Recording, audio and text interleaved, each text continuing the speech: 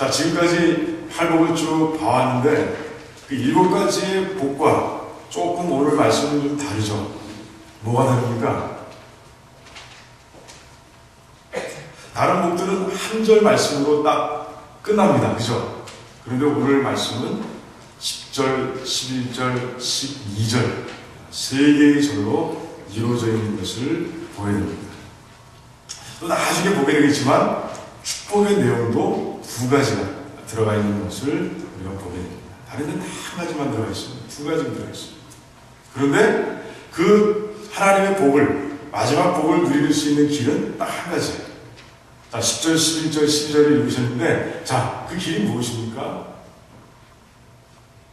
의를 위해서 11절에 말씀 보니까 주님 때문에 핍박을 받는 자들, 그들에게 복이 주어진다라고 하나님께서 말씀하고 있습니다.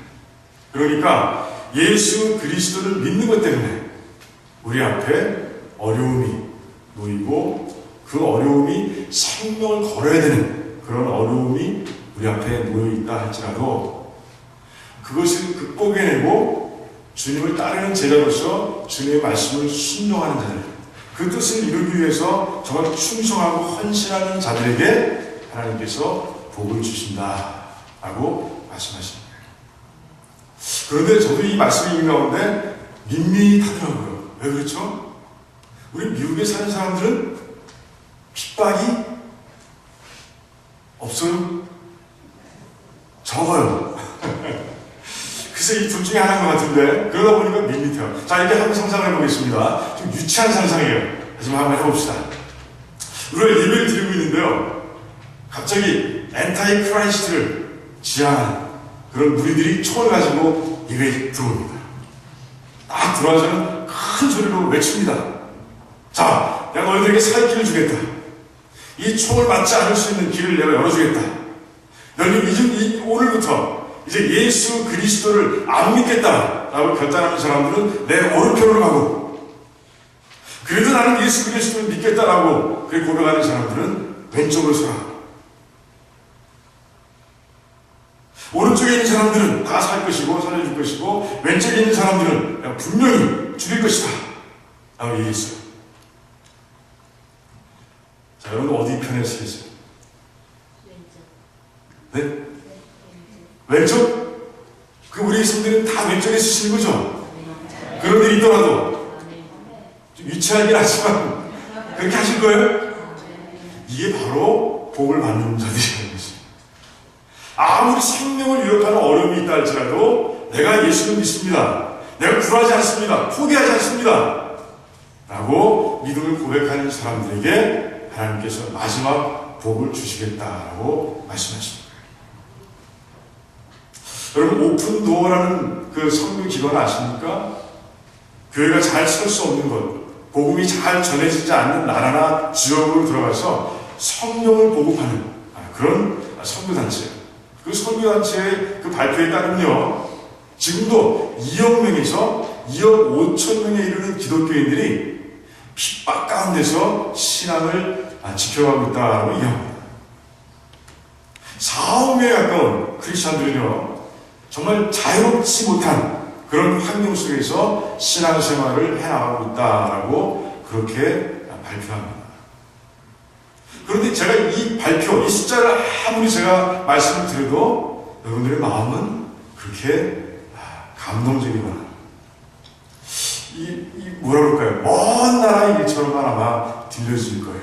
그렇죠? 왜? 여러분들 그 이야기를 들을 때마다 나는 참 다행이다, 이렇게 핍박이 없는 미국에 살고 있으니 얼마나 다행인가 하는 생각을 하면서 들을 수 있는 거예요. 그런데 과연 그렇습니까? 미국이 과연 그런 나라일까요? 오늘 말씀을 좀 들어보면요, 제가 조사한 그런 자료들을 들어보면 여러분들이 아마 여러분 생각이 바뀔 거예요. 미국이 안전한 나라가 있구나, 미국도 핍박이 있는 나라구나 라는 것을 여러분들이 아마 발견하게 될 거예요. 자, 첫 번째 사례입니다. 오늘 사례들이 많아요. 아론과 멜리사 클레인, 이 두 부부는요, 독실한 크리스찬이에요. 얘는 5 자녀를 두고 있는데, 오레곤주 한 도시에서 작은 케이크 가게를 운영하면서 살아갑니다. 작년에 2013년 1월 17일 이제 엄마와 딸이 이제 들어와서 케이크를 고르다가 이제 이야기를 나눕니다. 이제 결혼식에 쓸 케이크를 이제 사려고 맞추려고 온 사람들이었어요. 자, 이제 아론이 묻습니다. 이것저것 묻는 거예요. 왜? 커스텀 메이드니까 그 소비자의 취향에 맞추기 위해서 이런저런 질문을 던집니다. 그런 가운데 이제 케이크에 새겨야 되기 때문에 이제 신랑과 신부의 이름을 물어봅니다. 그러자 그 딸로 보이는 분이 얘기합니다. 신랑은 없습니다. 신부만 드립니다. 제가 레이첼이고 다른 한 신부는 이제 로렌입니다. 라고 얘기합니다.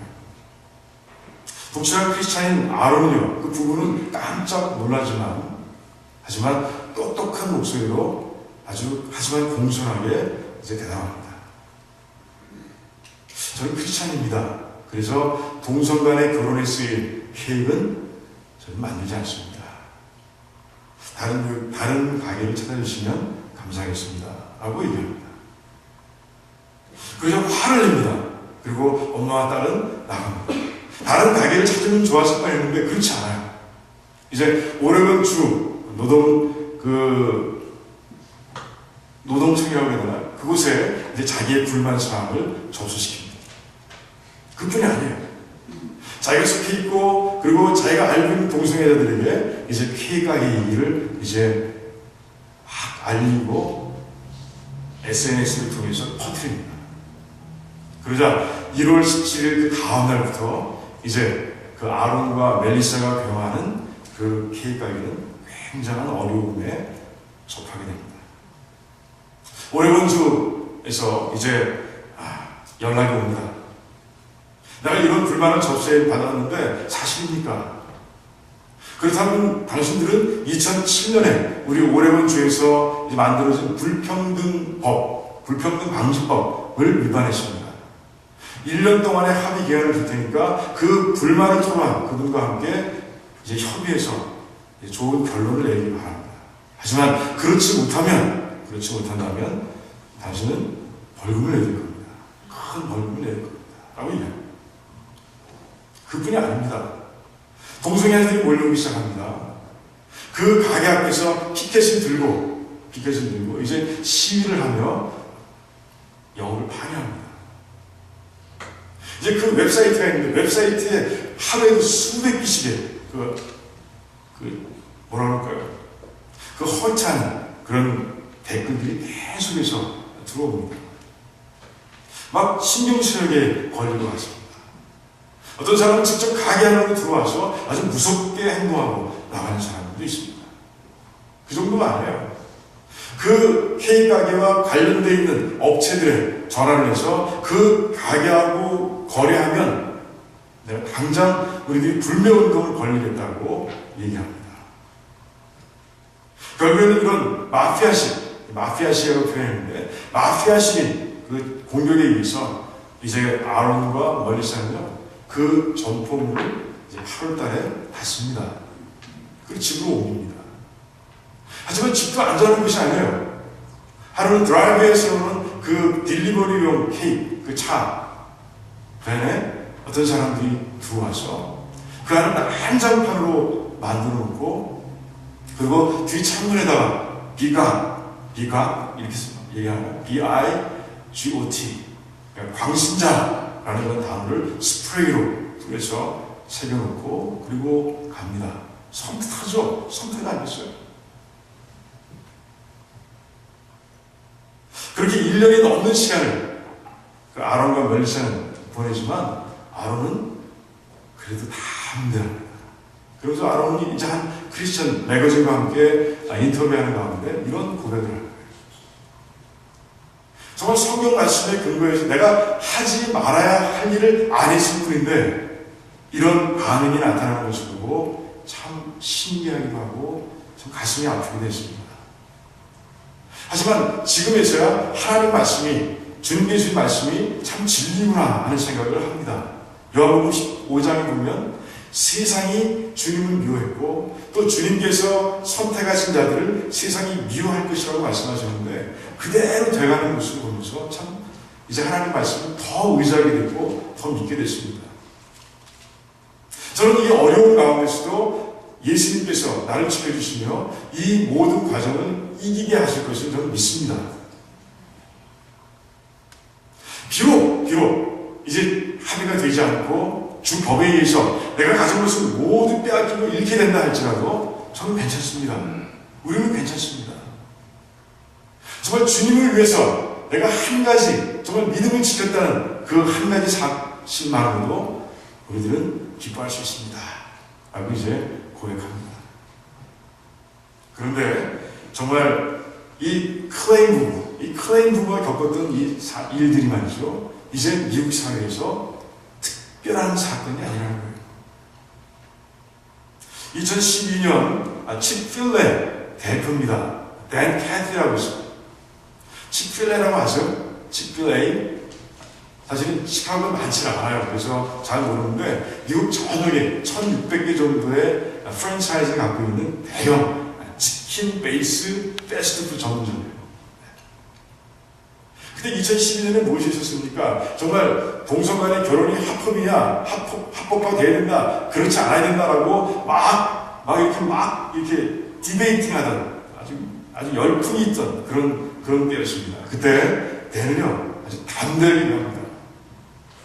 하나님께서 말씀하신 성경에서 분명하게 정하신 결혼은 이성 간의 결혼이다. 동성 간의 결혼을 통해서 미국은 점점 하나님의 심판에 가까워지고 있다. 왜 이래요? 우리는 멋있어요. 그런데 그 이야기를 들은 동성애 자들이 또 이제 그 지지자들이 또 그 점포들 앞에 가서 시위를 합니다. 동성 간에 서로 사랑하는 사람들이 그 앞에 가서 키스하는 그런 퍼포먼스도 하고 그런 여러 가지 방해를 하는 그런 모습을 우리가 매스컴에서 본 바가 있어요. 뉴 멕시코 대학은요, 그 안에 있는 그 칙필A, 그 점포를 자기 캠퍼스에서 몰아내야 된다고 그렇게 주장하고 운동하다가 재정적인 문제로 실패한 그런 일도 있었습니다. 참 놀랍지 않습니까? 미국이 이런 나라예요. 언젠가는 제가 몇 달 전인 것 같습니다. 제가 무디 방송을 듣고 왔는데 이 클레인 부부의 사건을 이제 그 집중적으로 조명하는 그런 라디오 톡쇼가 진행되고 있더라고요. 크리스천 변호사들을 초대해서 이제 묻는 거예요. 소규모 비즈니스를 운영하는 그런 크리스천들이 정말 동성애자들을 어떻게 대하는 것이 가장 지혜로운 겁니까? 지금 현재 법하에서 어떤 것이 가장 지혜로운 겁니까? 라고 진행자가 묻고요. 그리고 이제 그 변호사들이 자기 의견을 얘기하는 그런 톡쇼예요. 그러니까 언론도 이 이야기들을 크게 다룰 정도로 이제는 특별한 사건이 아니라 미국에서 일반적인 사건이 되고 말았다는 거예요. 이제 우리들이 나가서 동성애자들에 대해서 부정적인 태도로 이야기하거나 그리고 그 사람들을 부정적인 태도로 바라보거나 아니면 대한다면, 수행한다면 우리도 법으로 무장됐습니다. 동정이 아니에요. 법으로 무장된 그 동성애자들에 의해서 정말 환난과 핍박을 받을 수 있는 그런 시대를 우리가 지금 살아가고 있는 거예요. 이것뿐이 아니에요. 제가 조사하면 수도 없습니다. 이게 지금은 동성애 성소수자들에 의한 것만 말씀드렸습니다. 어떤 학교에서는요, 한 졸업생이 이제 예수 그리스도라는 그런 복음을 가지고 이제 졸업 연설을 준비합니다.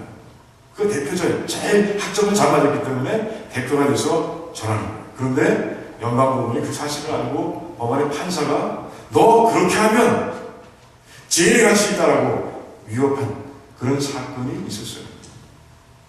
한 초등학교에서는요, 한 아이가 집에서 교육받은 대로요, 식사하는 가정 속에 식사를 위해서 기도했어요. 그런데 선생님이 그 아이를 일으켜 세우고 많은 애들 앞에서 꾸중하는 그런 사건도 일어났어요.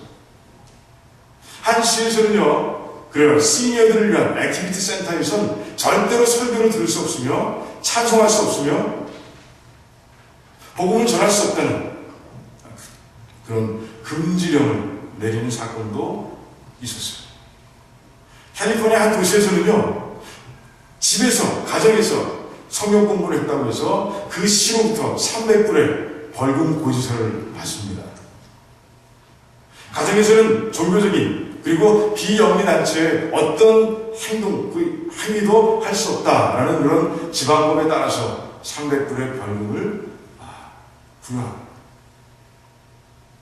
자, 여기까지 사례들을 들었어요. 자, 이제 다시 묻습니다. 자, 미국은 핍박으로부터 자유로운 나라입니까? 뭐라고 대답할지 잘 모르겠죠. 분명히 핍박으로부터 자유롭지 못한 나라가 되어가고 있는 것이에요. 하나님께서 성경으로 이것은 죄라고 말씀하셨고, 그래서 우리는 죄라고 단호히 얘기해야 되는데, 이제는 그 죄가 법의 보호를 받고 있는 그런 시대에, 그런 세상에 우리가 살고 있는 거예요. 자, 그러면 이제 이렇게 물어봅니다. 그렇다면 이렇게 물어보면 여러분 지금 대답이 어떻게 나올지 모르겠습니다. 정말 여러분이 이제 자양을 운영한다고 생각하고요.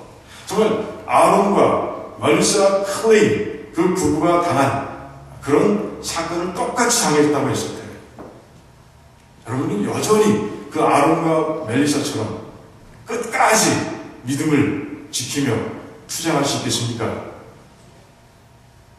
아멘? 아니면 노아멘? 아멘이죠? 네. 자, 여러분의 자녀가 학교에서 돌아왔습니다. 그래도 울고 옵니다. 내가 학교에서 밥 먹기 전에 식사 기도했는데 선생님이 다 나를 이렇게 세워놓고 많은 애들 앞에서 날 챙겨줬어. 라고 난 다시 기도 안 할 거야. 그러고 들어왔어요. 그럴 때 차분하게 타일러주고, 아니야, 우리에게 주신 모든 것을 하나님께 감사하는 기도는 우리가 꼭 드려야 되는 거야. 라고 타일러서, 그래서 그 아이를 다시 그 다음날 학교로 보내는 부모가 되겠습니까? 아니면, 그래, 이제 그만해라. 어떻게 그런 수모를 당하고 더 할 수 있겠니? 라고 얘기하는 부모가 되겠습니까?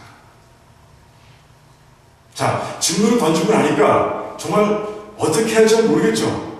내 자녀를 위해서, 정말 내 가진 것, 지금까지 벌어온 것을 지키기 위해서 정말 내가 신앙을 지킬 수 있는가?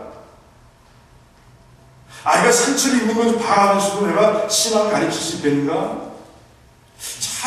참 어려운 그런 상황에 우리가 직면할 수 있는 거예요. 아직 안 만난 거일 뿐이에요. 아직 그런 일들을 안 만났을 뿐이죠. 이제 우리가 얼마든지 그런 일을 만날 수 있는 그런 시대를 살아가고 있는 거예요. 이때 주님께서 말씀하시는 거예요. 너희들 정신 차려라. 늘 깨어있으라. 그래서 언제 어떤 상황 속에서 이런 일들을 만난다 할지라도 너희들이 신앙을 절대로 포기하지 않는 그런 복 있는 자가 되라라고 하나님께서 오늘 말씀하고 계신 거예요. 저는 우리 드라마 성도님들이 다 그렇게 되길 원합니다.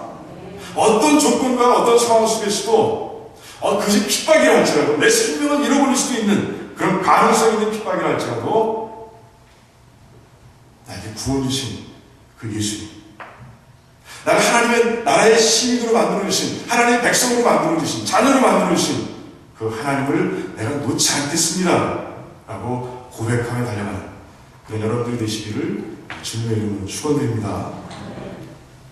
시대가 하수상합니다. 오늘 20절부터 12절까지 말씀 묵상하면서, 그리고 그 여러 가지 사례들을 제가 발견하면서 그랬어요.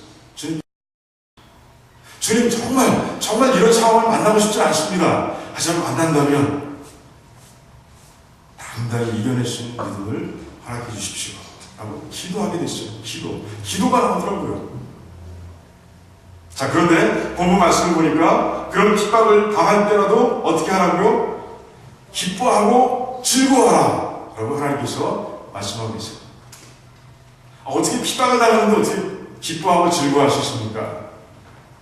그런데 오늘 말씀을 보니까 이제 두 가지의 축복을 말씀하고 계십니다. 하나는 어떤 축복입니까? 하나님께서 하나님의 나라가 너희들의 것이다 라고 말씀하시는 거예요. 핍박받는 자들의 것이다 라고 말씀하시는 거예요. 두 번째 상은 뭐죠? 두 번째 복은 너희를 향한, 너희를 위해 준비된 그 상이, 하늘의 상이 크다라고 하나님께서 말씀하고 계십니다. 저는 이 핍박, 이 묵상하고 그리고 생각하는 가운데 하나님께서 왜 두 가지의 축복을 이렇게 동시에 핍박받는 자들에게 주셨는지 이해할 수 있게 되더라고요. 그래, 참 어려운 거지. 육신을 입은 인간, 참 어려운 거지. 그런 생각을 하게 되면서 두 개의 축복을 통해서 하나님께서 정말 우리에게 힘을 주고 계시는구나 하는 생각을 하게 됐어요. 그런데요, 이 두 개의 축복이 그대로 교회와 성도들에게 이루어 주실 것을 이미 모범으로 어떤 사례를 통해서 주님께서는 보여주고 계십니다. 일어날 거야! 분명히 일어나! 내가 먼저 보여줄게! 라고 하나님께서는 성경을 통해서 말씀하고 계십니다. 어디에 그런 사건들이 많이 있습니다. 그런데 교회를 봐야 되니까 계시록 2장과 3장을 제가 묵상하게 됐습니다. 요한계시록 2장과 3장을 쭉 읽다 보면 주님으로부터 칭찬받은 교회 둘이 등장합니다. 2장의 한 교회, 3장의 한 교회 이렇게 등장합니다. 어딘지 아세요? 2장에 등장하는 교회는 서머나 교회입니다. 서머나 교회. 3장에 등장하는 교회는 따라서 빌라델비아 교회입니다. 그 당시 로마만큼 핍박이 심했던 데가 없습니다.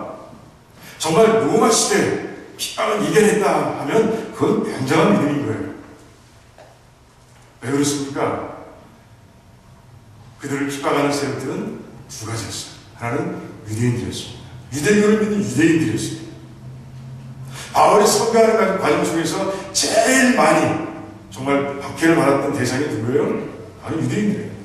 유대교인들이 돌로 치고 죽일 정도로 그렇게 핍박했던 모습을 우리가 보게 됩니다.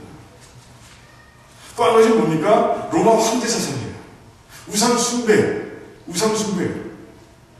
사회 전체가 다 연결되어 있어요. 황제를 숭배하지 않으면요, 그곳에서 정상적인 비즈니스를 할 수 없는 거예요. 우상을 섬기지 않으면요, 그게 다 연결되어 있어서 정말 노른자위의 일들을 가질 수가 없는 거예요. 그게 그 당시 사회 구조였어요. 하지만 그 유대 교인들의 혹독한 핍박 속에서도, 그리고 그 사회 구조 속에서 그 뭐라고 할까요? 비이성적이라고 할까요? 하여튼 굉장히 독특한 그런 사회 구조 속에서 나는 가난해져도 좋아, 나는 사회로부터 소외돼도 좋아 하는 그런 마음을 가지고 신앙을 지켜낸 그런 교회와 성도들이 바로 어디라고요? 서머나 교회와 성도들, 그리고 빌라델비아 지역의 교회와 성도들이 바로 그들이었다. 근데 그들에게 주신 축복이 뭔지 아세요? 하나님께서 그들에게 약속해 주신 축복이 뭔지 아세요? 서머나 교회는 이렇게 말씀하십니다. 네가 둘째 사망의 해를 겪지 않을 것이다 라고 말씀하세요. 둘째 사망의 해를 겪는다는 게 뭡니까? 하나님 나라에 들어가지 못하는 걸 얘기합니다. 이제 불못으로 떨어지는 걸 얘기합니다. 서머나 교회의 모든 성도들은 이제 너희들은 하나님 나라가 너희 것이야 라고 하나님께서 말씀하시는 거예요. 너희 것이라는 거예요. 자, 아까 말씀했던 하나님 나라가 그들의 것이다. 그들이 이루어졌죠. 그리고 또 한 가지를 더해서 이제 주십니다. 뭡니까? 생명의 면류관이 너희 것이다 라고 말씀하십니다. 면류관은 무엇입니까? 고대 올림픽 게임에서 이제 이긴 자에게 주시는, 이긴 자에게 주는 영광의 그 상입니다. 영광의 상이에요. 그런데 그것을 너희 서머나 교회와 성도들에게 주겠다라고 하나님께서는 약속하시는 거예요. 하늘의 상급이 크다. 라고 말씀하셨는데, 그렇게 핍박을 견디고 이겨낸 성원한 교회와 성도들에게 그 놀라운 삶, 멸류관, 생명의 멸류관을 주신다고 분명하게 약속하고 계신 거예요. 맞죠? 이루어졌죠? 그럼 빌라델비 교회는 어떤가? 빌라델비 교회를 가만히 보니까 두 가지 축복이 또 나옵니다. 똑같아요. 그런데 첫 번째 축복이 무엇입니까? 나는 받으면 열 자가 없고 열면 받을 자가 없다고 말씀하시면서 내가 너희 앞에 열린 문을 주겠다고 말씀하십니다. 그 열린 문이 뭐예요? 구원의 문입니다. 하나님 나라로 들어가는 문이에요. 그 문은 닫히지 않습니다. 빌라델비아 교회와 성도들에게는 닫히지 않은 문이에요. 그 문을 통해서 모든 성도들이 다 하나님 나라에 들어갈 것이라고 주님께서는 축복하시는 거예요. 맞죠? 하나님 나라가 저희들 것이라 이루어지지 않았습니까?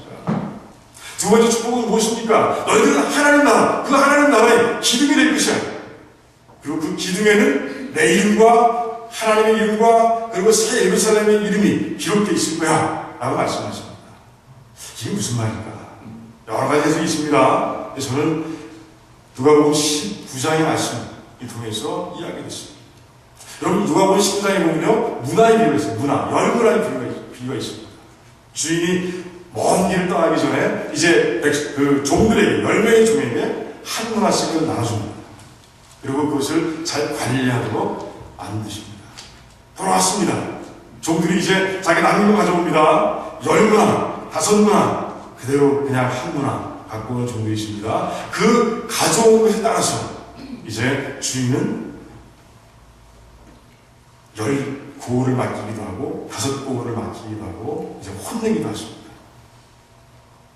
무슨 비유입니까? 10문화의 비유는요 마지막 때에 된 비유예요. 주님께서 오실 때의 비유예요. 똑같이 주님께서는 나눠주십니다. 복음을 나눠주셨습니다. 하지만 그걸 가지고 그 신앙을 가지고 그 믿음을 가지고 남기는 열매들이 예수님께서 오실 때 보면 다 차이가 있다는 거예요. 그것에 따라서 하나님께서 상급을 주신다는 거예요. 그런데 빌라델비아 교회에 주시는 상급은 뭐라고요? 내가 너희들 기둥으로 삼겠다는 것이에요. 기둥이 뭡니까? 중요한 위치를 얘기하는 것입니다. 중요한 자리입니다. 중요한 위치예요. 굉장히 존귀한 것을 얘기합니다. 내가 너희들을 내 이름과 하나님의 이름과 새 예루살렘이 새겨진 기둥 존귀한 자로 만들겠다. 하나님 나라에서도 존귀한 자로 만들겠다라고 말씀하시는 거예요. 하나님의 상급을 얘기합니다. 주님께서는 이 5장 10절, 11절, 12절에서 약속하신 그 복을 이미 이 지상에 존재했던 교회들에게 그대로 베풀어 주셨던 거예요. 자, 드러난 침례교회 그리고 드러난 침례에 속한 성도님들에게는 하나님께서 이 복을 주시겠습니까? 안 주시겠습니까? 주실 걸 여러분 믿습니까? 여러분이 다 핍박을 좀 이겨내고 있습니까? 근데 그거 왜 적어요? 그게 같아야 논리적으로 맞잖아요. 그래요. 미래적으로 대답하시기 바랍니다. 그리고 이제 아직까지는 안 만났지만 내가 핍박을 만난다 할지라도 내가 결코 하나님께 주신 이 신앙을 내가 놓치지 않겠습니다. 아멘? 아멘. 우리 드라마 성도님들은 다 그런 성도님들 되시길 주님의 이름으로 축원드립니다. 그래서 남들은요 다른 교회는 딱 하나밖에 상금 못 받아. 마지막 때 하나님 나라에 들어가는 거예요. 그런데 드라마 교회 성도님들은 생명의 멸관도 받고 또 그것 하나님 나라에서 존귀한 자로 여겨지는 그런 놀라운 축복을 받아들이는 그런 여러분들이 되시기를 주님의 이름으로 축원드립니다. 자, 이제 말씀을 냈습니다. 자, 팔복을 볼 때 여러분들 꼭 기억해야 될 진리가 있다고 말씀드렸어요. 그것은 무엇입니까? 우리는 이미 예수 그리스도를 믿음으로 인해서 뭐예요? 구원을 받은 사람들이라는 사실을 잊어서는 안 된다는 것이에요. 그런 구원을 받은 사람들에게 주시는 팔복의 말씀입니다. 제가 첫 시간에 분명히 말씀드렸습니다. 이게 왜 중요한지도 말씀드렸습니다. 잊으시면 안 돼요. 주님께서는 지금 이런 말씀을 하고 계신 게 아니에요. 너희들은 이 길을 너희는 지켜야 된다. 신령이 가난해야 되고 애통해야 되고 긍휼히 여겨야 되고 청결해야 되고 이게 아닙니다. 그래야 구원을 얻는다는 말씀이 아니에요. 구원을 이미 받았습니다. 그런데 그 구원을 받은 백성들이 이 땅에서 하나님의 절대 행복을 누리면서 살기를 바라시는 거예요. 제발 행복하게 살라는 것이에요. 구원받은 백성으로서 제발 행복하게 살라는 것이에요. 그런데 하나하나가 어려워 보이죠? 걱정하지 말라는 것이에요. 그저 한 걸음 뛰라는 것이에요. 마음만 결정하고 정말 내가 심령이 가난한 자로 살겠습니다. 결정하라는 것이에요. 내가 핍박을 받아도 정말 내가 믿음을 지키겠습니다. 마음의 결정만 하라는 것이에요. 그리고 한 발 뛰라는 것이에요. 그때 어떤 일이 일어난다고요? 성령 하나님께서 우리를 도와주신다는 거예요. 나와 함께 하신 하나님께서 그 일을 이루어주신다는 거예요. 여러분들 그 모세와 이스라엘 백성들이 홍해를 가를 때 장면 생각나십니까? 하나님께서 그러시죠. 왜 가만히 있느냐? 지팡이를 내밀어라. 홍해를 내밀어라. 그러시잖아요. 그리고 허락하라. 모세를 하면서 그들이 한 발 홍해 바다에 발을 디뎠을 때 갈라지지 않습니까? 마음을 정하고 가니까 하나님께서 역사하시잖아요. 그 믿음을 보이길 원하시는 거예요. 여러분 요단강이 왜 넣습니까? 어절하니까 얻었습니까? 아니에요. 그 요단강에 발을 디뎠을 때 그때 요단강이 팍 멈춘 놀라운 일이 일어나는 것을 우리가 말씀 가운데서 보지 않았습니까? 마찬가지예요. 하나님께서 우리가 제발 이 탈복을 누리면서 절대 행복을 누리는 아버지 기뻐하고 즐거워하는 사람이 되기를 원하세요. 썩 간절히 원하시는 분이 하나님이세요. 그 마음을 이해하시게 돼요. 그런 하나님께서 이렇게 어려운 수액을 여러분 앞에 두셨을까요? 아니에요. 아닙니다. 결심만 하는 것이에요. 결단하는 것이에요. 그리고 그 방향을 향해서 그 8개의 길을 향해서 한 걸음 내리라는 것이에요. 그러면 하나님께서 이루어주신다는 거예요. 우리 믿음이 중요하다고 말씀하십니다. 이 사실 잊지 마시기 바랍니다.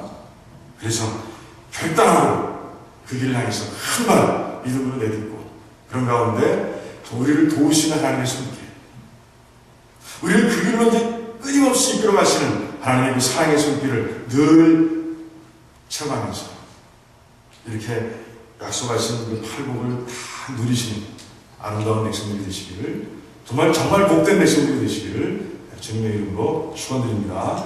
기도하겠습니다.